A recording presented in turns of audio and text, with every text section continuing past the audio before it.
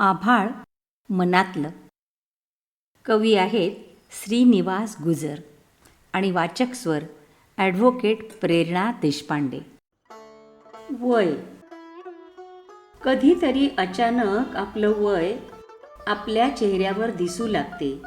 तेव्हा कुठे आपल्याला आपल्या विसरलेल्या वयाची आठवण होऊ लागते. आरशात पाहताना पिकलेल्या केसांना नजर जरा कुठे शोधू लागते आणि कुणी षोडशा हाय अंकल म्हणत आपलंच वय आपल्याला दाखवू लागते. वयाचा विषय कुठे निघता क्षणी मन जरा अजून हळवे होऊ लागते आणि टी व्हीमधल्या हेअर डायकडे अधिक लक्ष दिले जाऊ लागते. 40शीतली सर्व चोर मंडळी आपलं वय 2 वर्षे वजा करून सांगू लागते आणि त्याचवेळी 50शीतली जनता बळेच 40शीच्या समूहात येऊ लागते. आजवर कशीबशी सांभाळलेली शरीर संपदा हळूहळू साथ सोडू लागते आणि आपलंच वय आपल्याशी रोज कुरू भांडू लागते.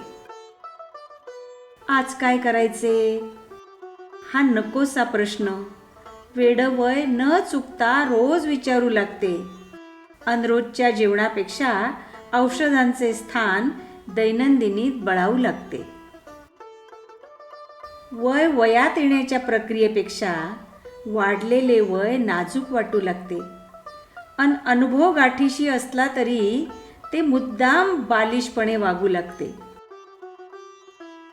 आपलं वाढणारं वय हे बिचारं शरीर आपापल्या सोयीप्रमाणे लपवू लागते आणि कडू गोड आठवणींचे क्षण मनाच्या कोपऱ्यात साठवू लागते आणि कडू गोड आठवणींचे क्षण मनाच्या कोपऱ्यात साठवू लागते.